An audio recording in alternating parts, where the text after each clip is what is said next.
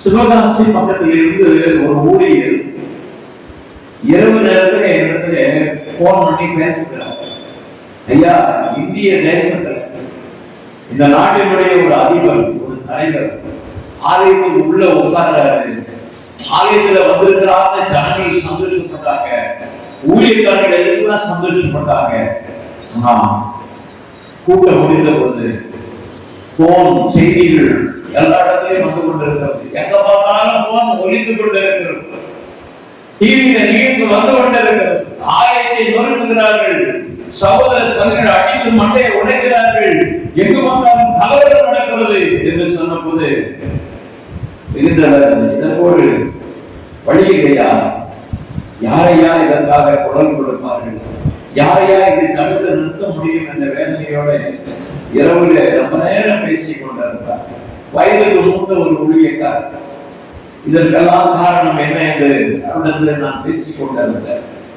வரலாற்றினுடைய உண்மை சம்பவங்களே, வரலாற்றினுடைய செய்திகளை வேதத்திலே நீங்கள் ஆய்ந்து அறிந்து நீங்கள் கற்றுக்கொண்டிருந்தால் இதற்கான தீர்வுகளை இருக்கிறது. வேதாகமத்திலே தீர்வு இருக்கிறது. அந்த வேதாகமத்தினுடைய தீர்வை மக்கள் தெரிந்து கொள்ளவில்லை, புரிந்து கொள்ளவில்லை. காரணம் என்னன்னு கேட்டா, ஊழியக்காரர்கள் அதற்கு தடை கொடுக்கிறார்கள். ஊழியக்காரர்கள் அதை புரிந்து வைக்கவில்லை, அதை தெரிந்து வைக்கவில்லை. இந்த நாட்களிலே ஜனங்கள் எல்லாம் ஒவ்வொரு இடத்திலையும் பார்க்கப்படும் போது ஆலயத்திற்கு வருவது குறைந்து குறைந்து குறைந்து ஜனங்கள் நிறைய இடங்களிலே வரவில்லை. அதை கூட்டிக் கொடுக்கிறார் சொன்னாங்க. எங்க பார்த்தாலும் திடீர்னு வந்துடுறாங்க. ஆண்களையும் பெண்களையும் அங்கே அடிக்கிறதை நாம் பார்க்கிறோம். ஊழியக்காரர்கள் கழுத்துல சிற்பமாக போட்டு வாயில என்ன பண்றாங்க அப்படின்னா, அதாவது ஒரு மிருகத்தினுடைய சாணத்தை வாயில வைத்து அடிக்கிறார்கள். மூத்திரத்தை அவன் வாயில ஊற்றுகிறார்கள், கொடுமைப்படுத்துகிறார்கள். காயம், தலைகளெல்லாம் அடிச்சு காயம். ஆனாலும் கூட இயேசுவை மனதில் இயேசுவை அவர்களுடைய வாயிலிருந்து ஒருபோதும் நான் இயேசுவை மகிமைப்படுத்துவேன், என் தேவனை மகிமைப்படுத்துவேன், நான் மதிக்க நான் சுத்தமா இருக்கேன். ஐயா, ஏன் அடிக்கிறீங்க? என்னை ஒரே அடிச்சு சொல்லணும்னா இப்பவே கொண்டுடுங்க. எதுக்கு அடங்கா சுத்தரபல பண்ற? நான் இயேசுவை தவிர வேறு ஒருவரை நான் கேட்க மாட்டேன், வேறு ஒருவரை என் ஆவிலே சொல்ல மாட்டேன் என்று சொல்லி அந்த சகோதரர், அந்த ஊழியக்காரன் கத்தைகளை நான் பார்க்கிறேன். நிறைய இடங்கள்ல இன்றைக்கு பாத்தீங்க அப்படின்னா மணிப்பூர்ல பயங்கர கலவரம் நடந்தது. எத்தனை 1,70,000 பேர் காட்டுக்குள்ள போயிருந்தாங்க. இன்றைக்கு எங்க ஜனங்கள் 40,000 பேர் மேல காணும். என்னாச்சு தெரியல. பல ஆயிரக்கணக்கான பேர் கொல்லப்பட்டார்கள். பல குடும்பங்கள் எங்க இருக்குன்னு தெரியவில்லை. மீண்டுமாக ஜனாதிபதி ஆட்சி கொண்டு வந்தாங்க. திருப்பி போன வாரம் என்னாச்சு, மணிப்பூர்ல புதிய ஆட்சியை உட்கார வச்சாங்க. உடனே கலவரம். அடுத்த 1 மணி நேரத்துல ஸ்டார்ட். எதற்காக நாம் பார்க்கிறோம்? எதற்காக வேதத்தை தியானிக்கிறோம்? எல்லாவற்றிலும் வேதாகமத்திலே நிறைய காரியங்கள் இருக்கிறது.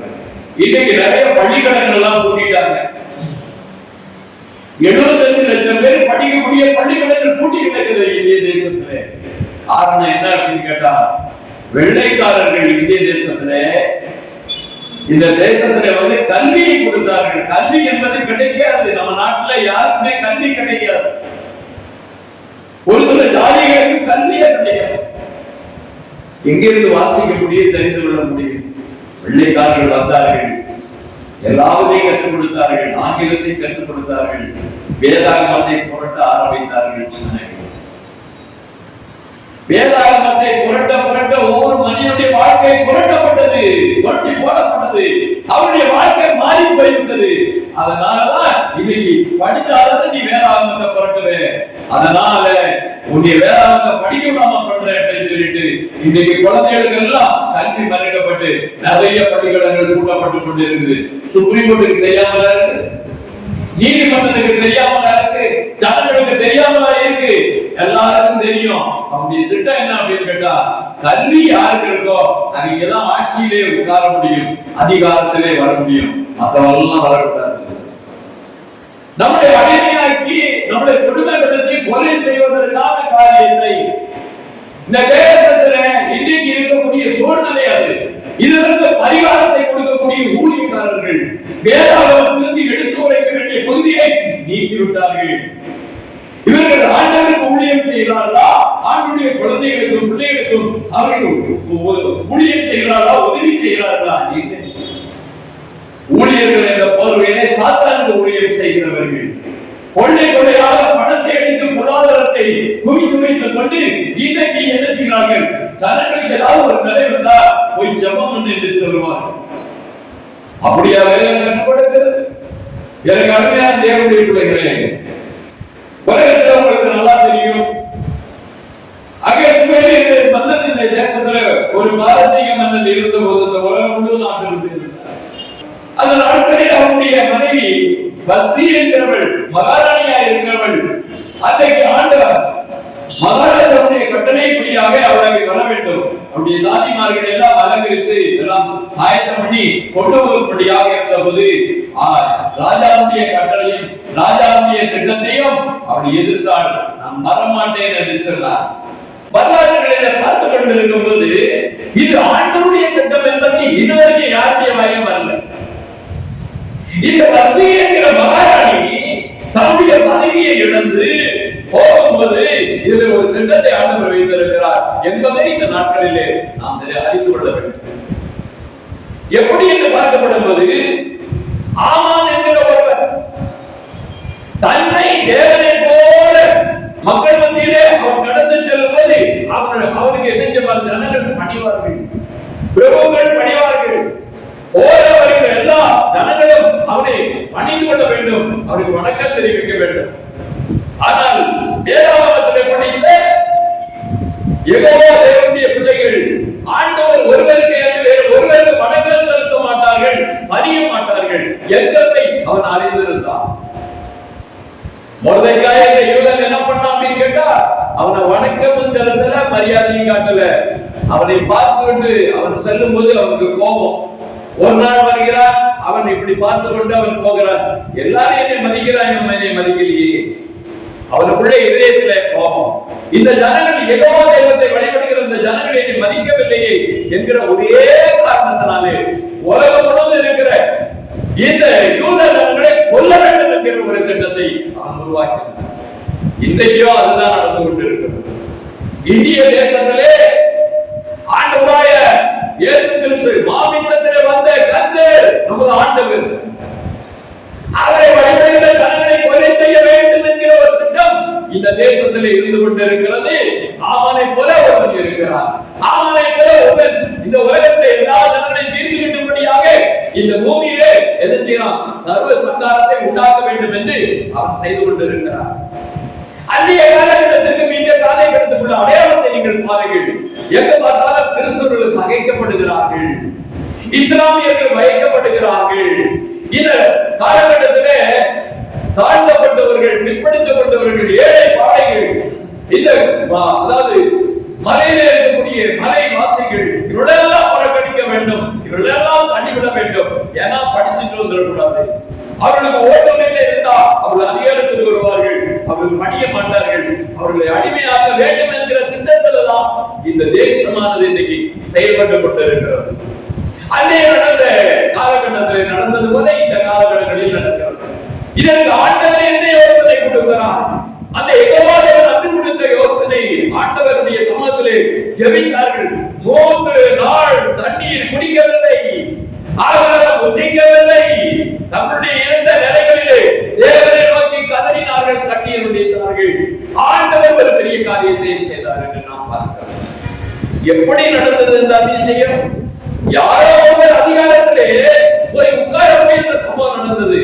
இன்றைக்கு இருக்கக்கூடிய ஊழியக்காரர்கள் நிறைய பேர் என்ன அப்படின்னா, தேவனுடைய ஜனங்கள் அதிகாரத்திலே போக விடாமல் அவளை இன்னைக்கு அடிமையாகி விட்டார்கள். இன்றைக்கு படித்து அரசாங்க உத்தியோகத்துக்கு போனால் அதிகாரம் பெறுவார்கள், அவர்கள் பணிய மாட்டார்கள் என்பதை அறிந்து அவருடைய வேலை வாய்ப்பு மறுக்கப்பட்டுக் கொண்டிருக்கிறது. இதுக்கெல்லாம் காரணம் யாரு? நவீன ஊழியக்காரர்கள். வேதாகமத்தை புரிந்து கொள்ளவில்லை, சரித்திர உண்மைகளை பொய்யாதவர்கள், அறியாதவர்கள், தங்களை மாத்திரம் மேய்க்கின்ற ஊழியக்காரர்கள் இந்த தேசத்திலே நிறைய பேர் இருக்கிறாங்க. ஜனங்கள் இன்னைக்கு சர்வ ஜனமே இன்னைக்கு என்ன அப்படின்னு கேட்டா, சர்வ சபையும் எல்லா திருச்சபைகளும் இன்னைக்கு பயந்து கொண்டு இருக்கிறது. காரணம், நல்ல ஒரு ஊழியக்காரனை எவன் இருக்கிறான் என்று தேடி பார்த்தால் கிடைக்கவில்லை. நல்ல ஒரு வழிகாட்டியாய் கிடைக்கவில்லை. அன்னைக்கு எஸ்தராணியத்தை இருந்தார்கள். அன்னைக்கு யார் யோசேப்பு இருந்தார் என்று நாம் பார்க்கிறோம். நியாய விசாரிப்பு என்று சொல்லப்படுகிற அவர்கள் சுப்ரீம் கோர்ட்டுடைய நீதிபதிகளாக இருந்தவர்கள். அப்படிப்பட்டவர்கள் இருந்தபோது, அவர்களெல்லாம் இருந்தபோது, அந்த அதிகாரம் இருக்கும்போது ஜனங்களுக்கு அந்த ஆண்டுடைய சமூகத்திலிருந்து ஒரு ஒத்தாசை கிடைத்தது. தேவ சமூகத்திலிருந்து ஒரு சமாதானம் கிடைத்தது, ஒரு பெருமை கிடைத்தது. நாட்களில் அது எங்கே கேள்விக்குறியாக இருக்கிறது. எனக்கு அருமையான தேவனுடைய பிள்ளைகளே, எதற்காக நான் இதை பேசுகிறேன், ஏன் சொல்லணும் அப்படின்னா, இந்த காலகட்டத்தில் நமக்கென்று திறப்பின் வாசலில பேசக்கூடிய ஒரு ஊழியக்காரன் வேண்டும். நமக்காக திருவாசகத்தின் மத்தியில் இருந்து பேசக்கூடிய ஒரு ஊழியக்காரன் வேண்டும். தேவ ஆலோசனை வர வேண்டும், தேவனுடைய வெளிப்பாடு தரிசனங்கள் வர வேண்டும். அப்படிப்பட்ட ஊழியக்காரன் எழுதினாருடைய தேவ ஜனத்திற்கு விடுதலை இல்லை, மீட்பு இல்லை, ரட்சிப்பு இல்லை. கர்த்தருடைய வெளிச்சத்தை காணும்படியாக இன்னைக்கு மரங்களாக வைக்கப்பட்டுக் கொண்டிருக்கிறது. ஆதி திருச்சபை காலத்திலே அப்போஸ்தல நாட்களே கர்த்தருடைய வார்த்தை கொடுக்கப்பட்டது. தேவனுடைய வார்த்தை கொடுக்கப்பட்ட போது அவர்கள் பராக்கிரமசாலிகளைப் போல பராக்கிரமமாக அவர்களுடைய பார்க்கப்பட்ட போது மிகவும் பயங்கரமாக இருந்தது. அவருடைய அடையாளங்கள் அற்புதங்கள் பயங்கரமாக இருந்தது. ஜனங்கள் எல்லாரும் பார்த்தார்கள், பயந்தார்கள், கேட்டார்கள், சுவாசித்தார்கள், பின்பற்றினார்கள். இன்னைக்கு மகா பிரசங்கி யார் இருக்கிறார்? அப்போஸ்தலர்களுக்கு விடுதலை கொடுக்கக்கூடிய ஊழியர்கள் யார் இருக்கிறார்கள்? தேவனுடைய ஊழியம் எங்கே இருக்கிறது? இந்த தேசத்திலே ஜனங்கள் எங்கே இந்த நாட்களை அடையாளத்தை வைத்திருக்கிறார்கள்? ஜனங்கள் தேடுகிறார்கள். அப்படிப்பட்ட ஒரு ரட்சிக்கக்கூடிய பாதையில் அந்த அனுபவத்தை கொண்டிருக்கிற ஜனங்களை கர்த்தர் கேட்கிறார். வாலிப தம்பிகளை தங்கைகளை இன்னைக்கு உருவாக்குகிற தேவன் அவராய் இருக்கிறார். உங்களை எல்லாம் பராக்கிரமசாலியாய் மாற்ற வேண்டும் என்று சொன்னார். தண்ணீர் உலகத்தில் இருக்கக்கூடிய இயற்கை ஆற்றல் எத்தனையோ இருக்கிறது. நெருப்பு இருக்கிறது, பூமி எதிர்த்து இருக்கிறது, என்னவோ இருக்கிறது. ஆனால் இந்த வல்லமைக்கு வேற ஒரு வல்லமை, சுனாமி வல்லமையை விட வேற ஒரு வல்லமை ஆண்டவராகிய தேவனுக்கு உண்டு. அந்த வல்லமை உள்ள தேவனையே அந்த பராக்கிரமத்தை கொள்வதற்கு, பேசுவதற்கு, அந்த ஆற்றலை வெளிப்படுத்துவதற்கு, அப்படி மகத்துவத்தை சொல்வதற்கு இன்னைக்கு யார் இருக்கிறார்கள்? தேவ ஜனம் பலமில்லாமல் இருக்கிறார்கள், சத்துவம் இல்லாமல் இருக்கிறார்கள், பலவீனத்தில் இருக்கிறார்கள், நோய்படிகள் பற்றிக் கொள்ளுகிறது. இந்த விடுதலையை கொடுக்க வேண்டுமானால் யார் வேண்டும்? யார் எழுத வேண்டும்? கர்த்தருக்கு ஸ்தோத்திரம் உண்டாவதாக. இதனால் என்னுடைய வார்த்தைகளை நாம் கவனிக்க என்பது வரப்போகிற மேசியாவை குறித்து அந்த காலத்திலே தேவதூத நேற்று பூமியிலே முதல் ஆதி சானங்களிலே உலகம் முழுவதும் ஆண்டு கொண்டிருக்கிற நேசருடைய வாழ்க்கையிலே தானியேல் என்கிற ஒரு மனிதர் ஒரு ஆயிராது கிமு 603ஆம் ஆண்டு அடிமையாக கைதியாக கொண்டு போகப்பட்ட தானியேல் எகிப்து தேசத்திலே பார்க்கப்படும் போது கொடிய சம்பவங்கள் நடந்தது. உலகம் முழுவதும் கொடிய சம்பவங்கள் நடந்தது. எங்க பார்த்தாலும் யுத்தங்கள் நடந்தது. வென்று விட்டார், உலக சாம்ராஜ்யத்தை ஸ்தாபித்தார். அவருடைய இடத்திலே யூதர்கள் எல்லாம் சிறை கைதிகளாக கொண்டு போகப்பட்டார்கள். வாலிப தம்பிகள் 4 பேர்களை இந்த நாட்களே பார்க்கிறோம். சாத்ராக், மேஷாக், ஆபேத்நேகோ, தானியேல், இவர்களெல்லாம் வாலிப இளைஞர்கள் அடிமைகளாக கைதிகளாக இருந்த அவர்களை கர்த்தர் அரண்மனையிலே உயர்த்தி வைத்தார். காரணம், எழுத்தறிவு இருந்தது, படிப்பு இருந்தது, ஞானம் இருந்தது. அவர்கள் உலகத்தை விசாரிக்க, உலகத்தினுடைய எல்லாத்தையும் ராஜ்யபாரம் பண்ணக்கூடிய தகுதி ஆற்றல் அவர்களுக்கு இருக்கிறது என்று சொல்லி அவர்களை தேர்ந்தெடுத்து கொண்டு போனார்கள். உங்களை இந்த உலகத்திலே உயர்த்தும் என்றார். அந்த வெள்ளக்காரன் பார்த்தா தானியேலும் சாத்ராக், மேஷாக், ஆபேத்நேகோ உயர்ந்தது எப்படின்னா கல்வி அறிவினால உயர்ந்தார்கள், ஞானத்திலே இருந்தபடினாலே சிறந்தவர்கள உயர்ந்தார்கள். அதே போலதான் வெள்ளக்காரன் இந்த தேசத்திலே எல்லாருக்கும் கல்வி, அறிவு, ஞானத்தை கொடுத்தார். அவன் அந்த தேசத்தையே ஆளுகை செய்வான், அவன் உயர்த்தப்படுவான் என்பதற்காக கொடுத்தார்கள். ஏன் இன்றைக்கு கிறிஸ்தவர்களுடைய பள்ளிகளை மூட வேண்டும், அதை உடைக்க வேண்டும், அந்த கல்லூரிகள் நடத்தப்படக்கூடாது என்று ஏன் கலவரம் செய்யறாங்க அப்படின்னா, இவன் எல்லாம் அதிகாரத்துக்கு வந்துருவான், இவெல்லாம் அதிகாரியா வந்துருவான், நமக்கு மேல வந்துருவான். இவங்களை ஒழிச்சு கட்டணுன்ற ஒரு தீர்மானத்துக்காக இந்த தேசத்திலே ஒரு அநீதி நடந்து கொண்டிருக்கிறது. உங்க பிள்ளைகள் சின்ன சின்ன பிள்ளைகளை படிக்கலாம், நல்லா அடிக்கணும். நல்ல பிள்ளைகளை படிக்க முடியாது. எல்லா பிள்ளைகளோட அதிகமாக நன்றாக படிக்க வேண்டும். நல்ல சிறந்தவர்களாக வர வேண்டும். அவர்கள் தேவ ஞானத்திலே அவர்கள் விருத்தி அடைய வேண்டும். வேதாகமத்தை புரட்டப்பட்ட அவருடைய வாழ்க்கை புரட்டி போடப்படும். அவருடைய பாதைகள் மாறும். அவர்கள் மகா உன்னதமான இடத்துக்கு ஆண்டவர் கொண்டு செல்லுவார். அவளை கொண்டு தேவனுடைய நாமம் மகிமைப்படும். இந்த ஊதாரிகளா பிள்ளைகளை வச்சுக்கிட்டு, சோதனைகளை வச்சுக்கிட்டு எந்த தாய்தாவும் வைக்காதீங்க. உங்களை நீங்க இந்த நாட்களிலே யோசித்து பாருங்கள். என் பிள்ளை இந்த அளவுக்கு வரணுமே என்கிற ஒரு எண்ணம், ஒரு சிந்தனை உங்கள்கிட்ட இருக்கும். அதற்கான தேவையான ஜபம், அதற்கான தேவையான வேத வாசிப்பு, அதற்கான தேவ பக்குவமும் ஞானமும் உங்களுக்கு கற்றுக் கொடுக்க வேண்டிய காரியங்கள் உங்களிடத்தில் இருக்கிறது. மோசே ஒரு தீர்க்கதரிசி, மோசே ஒரு மீட்பனாக, ஒரு தலைவராக கர்த்தர் மாற்றுவதற்கு காரணம், சிறு குழந்தையா இருந்தபோது அந்த குழந்தையை வளர்ப்பதற்காக ஒரு தாய் மாற வேண்டும் என்று சொன்னபோது மோசேயுடைய தாயவே அழைத்துக் கொண்டு வந்தார்கள். அவன் எபிரேயன் என்பதை உணர்த்தி, எபிரேயன் தேவன் யெகோவா என்பதை உணர்த்தி, அவர் பராக்கிரமசாலியா இருக்கிற கர்த்தரை ஆண்டவருடைய காரியங்களை சொல்லி சொல்லி கொடுத்த போது அவர் அதிலே தேர்ந்தெடுத்தார். கர்த்தருடைய ஞானத்திலே விருத்தி அடைந்தார். அவர் வல்லவராய் இருந்தார். அப்படியாக அவனை கர்த்தர் உயர்த்தினார் என்பதை நாம் பார்க்கிறோம். எனக்கு பிரியமானவர்களே, அன்றைக்கு வஸ்தி என்கிற மகாராணி தன்னுடைய பதவி போறது காரணம்னா இது தேவ சித்தம். ஏன்னா வஸ்தி அன்னைக்கு மகாராணியுடைய பட்டத்தை இழக்கிறதுனா அந்த இடத்துல எஸ்தர் வர முடியாது. எஸ்தர் வரல அப்படின்னா உலகத்துல யூதர்கள் உயிரோடு காக்கப்பட்டு இருக்க மாட்டார்கள், உயிரோடு அழைக்கப்பட்டிருப்பார்கள். இந்த விஷயம் யாருக்கு தெரியும்? அவ அகங்காரத்தினால பதவி இழந்துட்டா அப்படின்னு சொல்லி, இது தேவனுடைய திட்டங்க. புரிந்து கொள்ளுதல் இல்லை, புரிந்து கொள்ள பக்குவம் இல்லை, வெளிப்பாடு இல்லை, தரிசனம் இல்லை. தேவன் செய்த காரியங்களை இந்த நாட்களிலே முன்னே ஆண்டவர் அறிந்திருந்தார், முன் குறித்திருந்தார், முன்னதாக வெளிப்படுத்தி இருக்கிறார். அவர் எல்லா காரியங்களையும் ஆண்டவர் வெளிப்படுத்தி இருக்கிறார் என்பதை நீங்கள் பார்க்க வேண்டும். இன்னைக்கு ஒருத்தருக்கு ஆண்டவர் இன்னைக்கு ஒரு அழைப்பை கொடுத்திருக்கிறாரு. இங்க வந்திருக்கிற யாருக்காவது ஒரு அழைப்பை கொடுத்திருக்கிறார் அப்படின்னா ராத்திரி ஆண்டவரை சொப்பனத்தை பேசுவார், கர்த்தர் வெளிப்படுத்துவார். கர்த்தருடைய அழைப்பு இருக்கிறது. கர்த்தருடைய பிள்ளை என்று ஆண்டவர் முன்குறித்து தொட்டுட்டார் அப்படின்னா அந்த பிள்ளையுடைய வாழ்க்கை வேற மாதிரி மாறும். நீங்க நானே நம்மளை வழிநடத்த தேவையில்லை. கர்த்தர் தொட்டார் என்றால் அபிஷேகம் நம்மை வழிநடத்தும். அந்த அபிஷேகம் சாட்சி இருக்கும். அந்த அபிஷேகம் கொண்டுதான் அப்போஸ்தலர்கள் அடையாளங்களை வெளிப்படுத்தினார்கள். ஊழியக்காரர்கள் பெரிய அடையாளங்களோடு இருந்தார்கள். அது இன்னைக்கு ஆவியானவருடைய சாட்சி, ஆண்டவருடைய சாட்சி எங்கே இருக்கிறது? வசனம் பிரசங்கம் பண்ணிட்டு போற காரியம் இல்லை. இந்த பக்கம் அடையாளத்தை ஆண்டவருடைய சாட்சியோட பகிர்ந்து கொள்ள வேண்டும். நீங்கள் பொய்யானவர்களா, நிஜமா இருக்கிறவர்களா, தேவனுடைய பிள்ளைகளா, உண்மை உள்ளவர்களா, நீங்கள் சத்தியம் உள்ளவர்களா, மரணமானாலும் ஜீவமானாலும் இயேசுவிடத்திலே நான் இருப்பேன், இயேசுவிடத்திலே நம்பிக்கை கொண்டிருப்பேன் என்று இன்னைக்கு சாட்சி கொடுக்கிறது யார்? வடநாட்டில் அடிக்கிறாங்க ஒரு பொண்ணு, அப்படியே மண்ணில கல்லு, பெரிய கல்லு தூக்கி டம்முன்னு போடுறாங்க, தலையில கட்டிக்கிட்டு அடிக்கிறாங்க இயேசுவை மறுதலிக்க.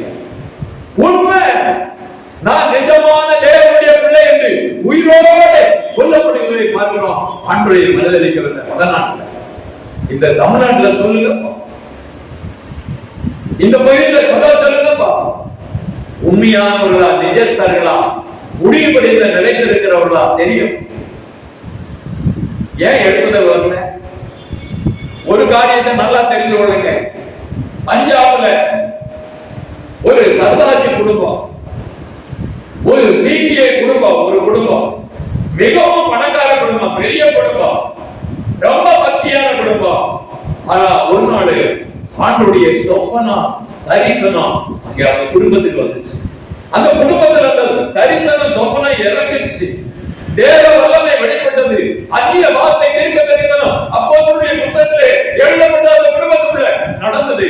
அந்த வீட்டுல அந்நிய வார்த்தை தீர்க்க தரிசனம் எப்பொழுது ஆவினால் நிரம்பி இருக்கிற அந்த வீட்டிலே கேட்கிற சத்தத்தை கேட்ட உடனே அவர்கள் இயேசுவை மையப்படுத்துகிறார்கள். ஓ சந்தாஜி, ஓ சிக்கியர்களுடைய குடும்பம் பணக்கார குடும்பம், இயேசுவை மையப்படுத்துகிறார்கள் என்று சொல்லி அக்கம் பக்கங்களுடைய எல்லா ஊழியக்காரர்கள் வந்தாங்க, கிறிஸ்தவர்கள் உள்ள வந்தாங்க. வந்தவங்க அவங்களும் ஆவினால நிரம்பினாங்க, அவங்களும் அந்நிய பாஷை தீர்க்கதரிசனம் சொன்னாங்க. அந்த வீடு முழுவதும் அற்புதங்கள் அடையாளங்கள் நடந்தது. 9 ஆண்டு காலத்துக்குள்ளாக ஒரு பேருக்கு ஞானஸ்தானம் கொடுத்தார்கள் பஞ்சாப். இன்றைக்கு பஞ்சாப் கிறிஸ்துவ மாநிலமாக மாறிக்கொண்டிருக்கிற ஒரு பயம் எல்லாருக்கும் வந்துருச்சு. மீடியா டிவியில வரல. ஒரு குடும்பத்தை கர்த்தர் சந்தித்தார், ஒரு குடும்பத்தை எழுப்பி இருக்கிறார், ஒரு தேசத்தை மாற்றுகிறார் என்றால் இந்த தமிழ்நாட்டில் ஏன் நடக்கல?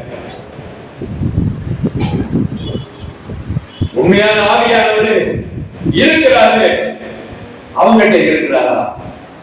அதான் இல்ல அவன் பொய் சொல்லுகிறாரா? மறக்க வேண்டும். கர்த்தருக்கு காத்திருந்து ஜெபத்துல தரித்திருக்கிறானா? மறக்க வேண்டும். அப்படிப்பட்டவன் தான் சுகத்தெல்லாம் எல்லாரும் நேசிப்பான், எல்லாரும் மக்கள் மத்தியிலே போவான். ஆண்டவர் எல்லா ஜனத்தையும் பார்ப்பதற்கு பட்டணங்கள், கிராமங்கள், மலை பகுதிகளிலே, கடற்கரை ஓரங்களிலே எல்லா இடத்துக்கும் போனார். அது மாதிரி அவன் போவான். ஒரே ஒரு காரியம், ஆண்டவரை நேசித்த சாத்ராக், மேசாக், ஆபேத்நேகோ அவரே இடத்திலே சொன்னாங்க, நீ இந்த சிலையை நீ வணங்க வேண்டும் என்று சொன்னாங்க. அங்க என்ன நடந்தது? ஒரே டான்ஸ், பயங்கரமான ஒரு டான்ஸ். அந்த டான்ஸ் நடந்து கொண்டிருக்கிறது. அங்க இருக்கிற எல்லாரும் என்ன பண்ணுகிறார்கள் என்று பார்க்கப்படுவது நிறைய, அதாவது தப்பு மேளம் என்று சொல்லுங்க. தப்பு மேளம் போடுறாங்க பார்த்தீங்களா? தமிழ்நாட்டில் தப்பு மேளம் பார்த்துட்டீங்களா? தப்பு என்கிற பாசம் வந்து இங்குள்ளதில்லை, எப்படி பாசம் தப்பு என்கிற ஒரு. அதே மாதிரி பாருங்க, காரிஸ் என்கிறது நாதஸ்வரம், அதெல்லாம் எண்ணெய் பாசையில இருக்கிறது. எழுத்திலே இந்த காரியங்கள் எல்லாம் இருந்திருக்கிறது. ஊகாப் என்கிற ஒரு இசைக்கருவி, அதுல வந்து 3-4 குடல் இருக்கும், அதுல வாசிப்பாங்க. அப்புறம் பாருங்க, ஊதுகுழல் இருக்குது, குழாக்குழல் இருக்குது, நெவேலைக்கிற தம்புரு, பயங்கரமா அடிப்பான் தம்புரு, இத பார்த்திருப்பீங்க. இதெல்லாம் அங்குள்ள அதாவது இங்கே இருக்கக்கூடிய இசைக்கருவிகள் எல்லாம் அங்கிருந்து தான் வந்தது.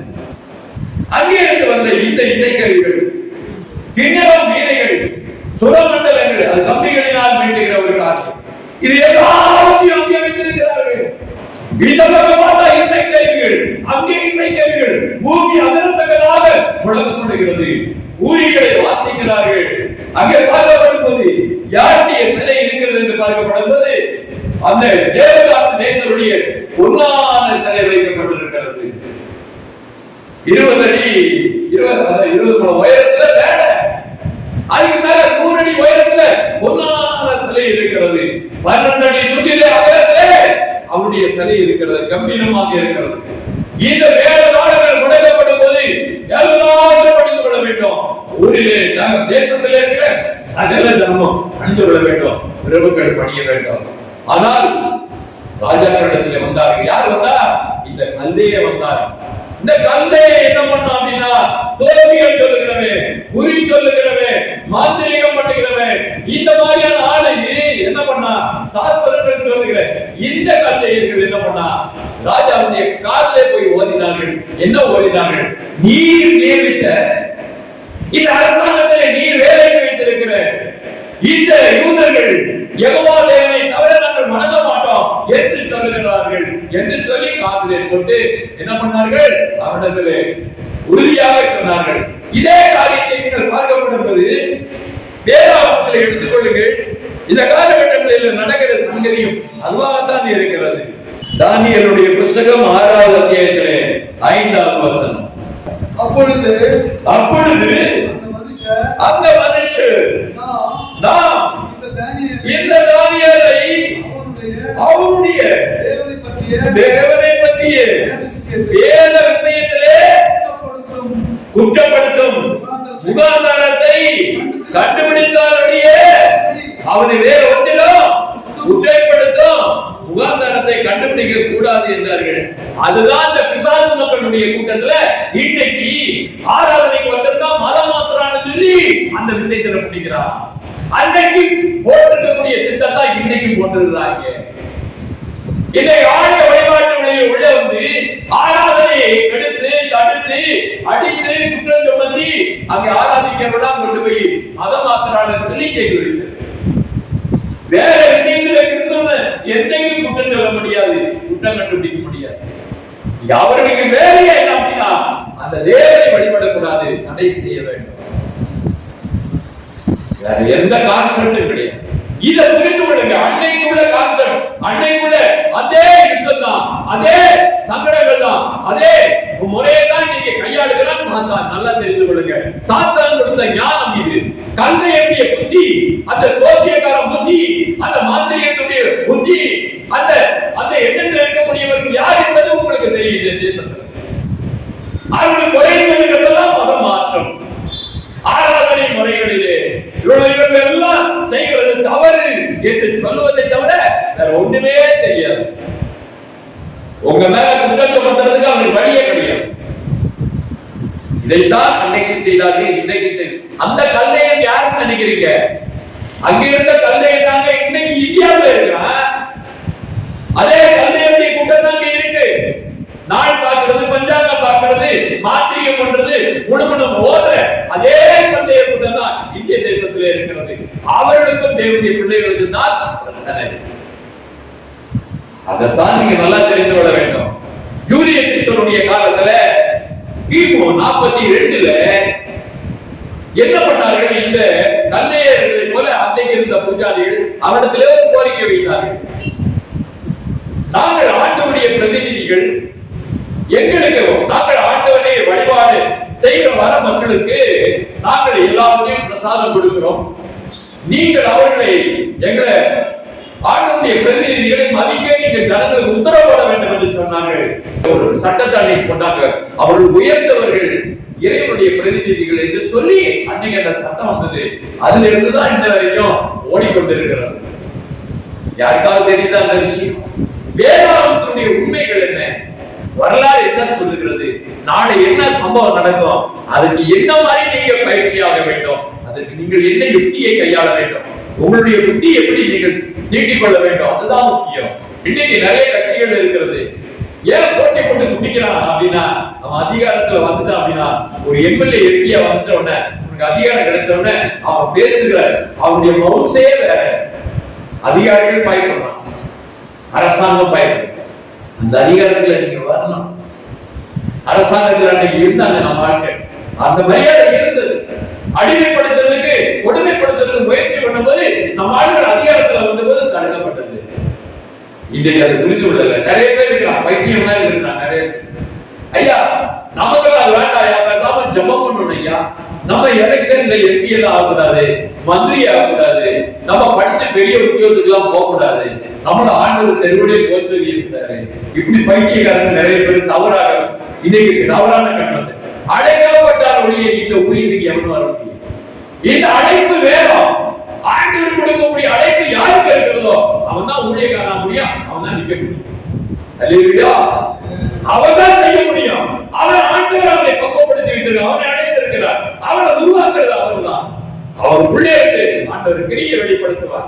அவருடைய மகத்துவம் அங்கே விளங்கும். அவனை மகிமைப்படுத்துவார், கனப்படுத்துவார், அவனை உயர்த்துவார். அப்படித்தான் ஆண்டவர் அழைத்தவனை உண்மையோட தேவன் உயர்த்திருக்கிறார். அல்லேலூயா.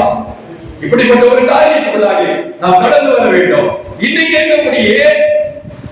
இருக்கக்கூடிய சாஸ்திரிகளும் ஜோசியர்களும் இந்த கல்லைய கும்பர்களும் எங்கே இருந்தாலும் அவர்கள் இறைவனுடைய பிரதிநிதிகளை சொல்லி தங்களை வைக்கும்படியாக இன்னைக்கு என்ன ஆன்மீக சக்திகளின் பிரதிநிதிகள் என்று சொல்லி அவர்கள் இந்த நாட்களிலே பேய்களின் வழிபாட்டை நடத்தி கொண்டு ஆண்டவரை தூஷிக்கிறார்கள், ஆண்டவருடைய ஜனங்களை அழிக்கிறார்கள். இதுதான் இந்த காலங்களிலே நடந்து கொண்டிருக்கிறது.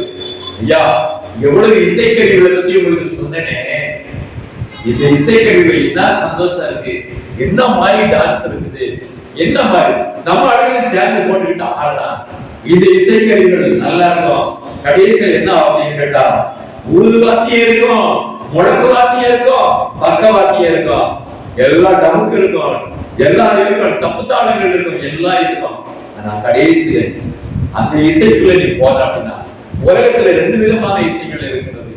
இன்னொரு இசையில நீ அடிமையாகி இன்னொரு இசையில நீ புகுந்த அப்படின்னா, நல்ல மகிழ்ச்சியோட சந்தோஷமாக டான்ஸ் ஆடி சோகத்துல போய் செத்து போவ, நிறைய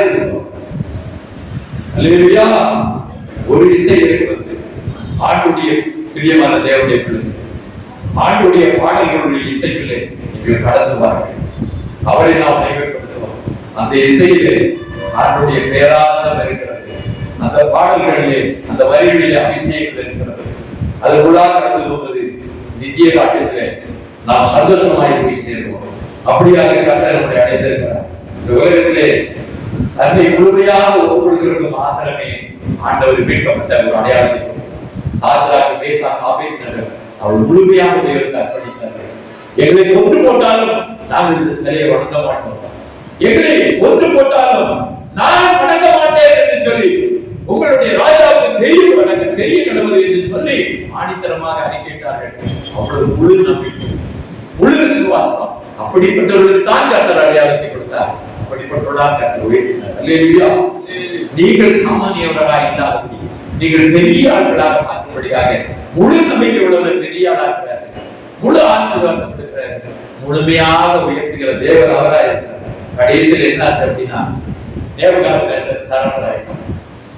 சாத்ராக் மேஷாக் ஆபேத்நேகோ மன்னிப்பு கேட்டார். யெகோவா தேவனை தவிர இந்த உலகத்துல வேற எந்த கடவுளும் கிடையாது. அவரே பயங்கரமான கர்த்தர். அவருக்கு விரோதமா எவனாவது பேசுறீங்கன்னா கண்டந்துண்டமா வெட்டி போடுன்னு சொல்லி உலகம் முழுவதும் ஓலையா இருக்கிறான், எழுதி இருந்தான். யாரால் மையப்பட்டார் என்று பார்க்கணும். உண்மையான விசுவாசத்தை அறிக்கை செய்தவர்கள் மூலமாக உலகத்தில் ராஜாக்களுடைய மனம், ராஜாக்களுடைய மக்களுடைய மனம் மாறினது என்பதாக நாம் பார்க்கிறோம். இதை உண்மையானவர்கள் இருந்தார், முழுமையாக ஒப்புக் கொடுக்கிறவன் இந்த தேசத்தில் எழுப்பினா, ராஜாக்களும் இந்த நாட்டை ஆளுகிற ஒவ்வொருவரும் என்ன பண்ணுவாங்கன்னா சரண்டர் ஆகக்கூடிய சூழ்நிலை வரும். ஒரு பெரிய தேவதாசை எழுப்புனான்னா அவ்வளவு பேரும் சரண்டர் ஆயிடுவான். ஏன் அப்படின்னா அவன் குடும்பத்துல நாளைக்கு பயங்கர சம்பவிக்கும். அவனை எதிர்த்து அவனால போராட முடியாது, கர்த்தருக்கு எதிர்த்து நிக்க முடியாது, கர்த்தருடைய தாசனுக்கு விரோதமா நிக்க முடியாது என்பதை இந்த உலகத்துள்ள பிரபுக்களும் நீதிபதிகளும் எல்லாரும் அறிந்து சரண்டர் ஆயிடுவாங்க. அப்படிப்பட்ட பிள்ளைகளை உருவாக்க வேண்டும் என்கிற ஒரு எண்ணம் இந்த ஊழியக்கார ஐயாவுக்கு மனசுல இருக்கு. ஏதாவது ஒண்ணு வணக்கட்டும் ஆண்டவரே, ஏதாவது பிள்ளைகள் எழுமட்டும், சகோதரிகள் பிள்ளைகள் எல்லாரும் எழுமட்டும், தன்னை ஒப்புக் கொடுக்கட்டும், அர்ப்பணிக்கட்டும், அவருடைய எழுமை பிரகாசிக்க வேண்டும், அவளுக்கு அநேகருக்கு சாட்சியாக போகட்டும், அநேக மந்தைகளை இந்த கூடத்தில் நாம் பார்க்க வேண்டும். அவருக்கு என்ன வேணும்? உங்கள்கிட்ட இருந்தா எல்லாத்தையும் சம்பாதிக்கிறதுக்காக பார்த்திருக்கிறாரு, ஒண்ணும் கிடையாது. தேவனை பற்றி வேத விஷயத்திலே இந்த உலகம் முழுவதும் கிறிஸ்துவர்களை குற்றம் சுமத்துவார்கள், வேற வழியில குற்றம் சுமத்த முடியாது. இதுதான் உண்மை. அதனுடைய தன்னுடைய ஜனமே ஆண்டவர் தேசித்தனம் பண்ணுகிறவர்கள் துன்மார்களுடைய கூட்டத்திற்கு அவர்களுக்காக என்ன பண்ணுவாரு? ஆண்டவர் இடம் கொடுக்க மாட்டார். அப்படிப்பட்ட கூட்டத்திலே நீங்கள் சேராதீர்கள்.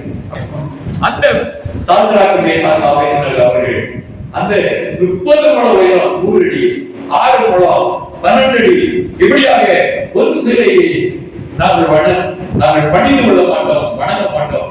தேவ கட்டளையே எங்களுக்கு உயர்வானது, அதே நாங்கள் நம்பிக்கொண்டு இருக்கிறோம். இந்த தேவனுக்கு, இந்த ராஜாவுக்கு நாங்கள் பயப்படவில்லை. நீங்கள் அக்னி சூழலை போட்டாலும் நாங்கள் தேவ கட்டளையை நாங்கள் உறுதிப்படுத்துகிறோம் என்று சொன்ன போது, கடைசி நாட்களில் என்ன நடந்துட்டா, தலைகள் அந்த காலத்தில் துண்டிக்கப்பட்டதா அன்னைக்கு ரோமனுடைய ஆட்சியில பெரிய கொடிய தண்டனை. ஆனா அதை விட கொடுமையான தண்டனை அக்னி சூளையை என்ன பண்ணாங்க, பல மடங்கு சூடாக்கி தூக்கி உள்ளப்படுகிற ஒரு காரியம். அப்படிப்பட்ட ஒரு சூழ்நிலையில கூட அவர்கள் அன்றைக்கு நின்றார்கள். விடுவிக்காமல் போராட பணிந்து கொள்வது, பேச மாட்டாத, நடக்க மாட்டாத ஊமை பொம்மைகளை விக்கிரங்களை வழங்க நாங்கள் மறுக்கிறோம் என்று சொன்னார்கள். அப்படிப்பட்ட ஒரு எண்ணத்தோட கடைசி காலத்தில் நீங்கள் வாழ வேண்டும், கர்த்தருக்கு நீங்கள் நிற்க வேண்டும். இதுதான் அன்புடைய வார்த்தையாக இருக்கிறது. கர்த்தர் உங்களை ஆசீர்வதிப்பாராக. ஆமென். தேவன் உங்களோடு இருப்பாராக. ஆமென். யெகோவா ஷாலோம். உங்களுக்கு சமாதானம் உண்டாவதாக. ஐயா தாமஸ் வினோத் பைபிள் ப்ரொஃபசர் இவரு ஃபாதர்லாம் வெவ்வேறு கோர்ஸ் படிச்சு வரணும்னா நானும் ஃபாதர் ஆனோம், வெவ்வேறு கோர்ஸ் படிச்சு தான் நான் இவங்க பைபிளில் ஸ்பெஷலிஸ்ட் வரணும். ப்ரொஃபசர் காலேஜ் இவங்கெல்லாம் நான் படிச்சுதான் திரும்பி நான் பார்க்கிறேன். அல்லேலூயா. இன்னைக்கு சத்தியத்தை கேட்டோம். கடைசி காலத்துல பைபிள் சொல்லுது, நான் 2 நிமிஷம் உங்களுக்கு போக கவனிக்கும். கடைசி காலத்துல மனுஷர்கள் தற்பிரியராயிருப்பார்கள், பணப்பிரியராயிருப்பார்கள், வீம்புக்காரராயிருப்பார்கள், அகந்தை உள்ளவர்களாயும் தூஷிக்கிறவர்களாயும் தாய் தகப்பன்மாருக்கு கீழ்ப்படுகிறவர்களாயும் நன்றி அறியாதவர்களாயும் பரிசுத்தம் இல்லாதவர்களாயும் சுபாவ அன்பு இல்லாதவர்களாயும் இணங்காதவர்களாயும் அவதூறு செய்கிறவர்களாயும் இச்சை அடக்காதவர்களாயும் கொடுமைக்காரர்களாயும் நல்லொன்று பகைக்கிறவர்களாயும் துரோகிகளாயும் துணிகரமுள்ளவர்களாயும் இருமாப்பவர்களாயும் தேவப்பிரியராயிராமல் சுகபோகப்பிரியராயும் வேத கடைசியில் தேவபக்தி வேஷத்தை தெரிந்து கொண்டு அந்த பலனை மறுதளிக்கிறார்கள் இருப்பார்கள். இப்படிப்பட்டவர்கள் என்ன செய்யணும்? விட்டு விலகுங்க சொல்லுகிறார். எங்க தேவனுடைய கருத்தை தவிர வேறு எந்த போஸ்டரையும் நாங்கள் வணங்க மாட்டோம். நீ பெரிய நாயகனும் சரி, ராஜா கட்டளை கொடுத்தவரும் சரி, எங்க தேவனுடைய கருத்தில் ஏற்று கிறிஸ்து உண்மையான தேவன். அவரை தவிர உலகத்துல வேறு தேவன் இல்லை. ஆனால் இயேசு கிறிஸ்து நம்முடைய பாவத்துக்காக நம்முடைய விருதுக்காக கல்வாரி சிலுவையில் மரித்து அடக்கம் பண்ணப்பட்டார். மரணத்திலிருந்து பாதாளத்திலிருந்து 3ஆம் உருவில் இருந்தார். அவர் பரலோகத்தில் இருக்கிறார். மேல போக சொல்றாரு, உங்கள் இருதயம் கலங்காதிருப்பதாக தேவனிடத்தில் விசுவாசமாயிருங்கள். அப்படி இல்லாதவர்கள் நான் உங்களுக்கு சொல்லி இருப்பேன். நான் போய் உங்களுக்காக ஒரு ஸ்தலத்தை ஆயத்தம் பண்ண போகிறேன். ஆயத்தம் பண்ணின பின்பு நான் இருக்கும் இடத்துல நீங்கள் எல்லாரும் இருக்கும்படி மறுபடியும் இந்த பூமிக்கு வந்து எல்லாரும் சேர்த்துக் கொள்வதற்காக சொன்னேன். ஒருவேளையாவது உபவாசம் இருந்து ஆண்டு பாதம் இருந்து நம்மளோட குற்றங்கள் தவறு எல்லாரும் அறிக்கை செய்யுது. ஆண்டாடுவோம், ஆசிரியர் பெற்றுக் கொள்வோம். நிச்சயமா ஆண்டவர் நம்மை ஆசிரியத்து ஒரு காலத்துல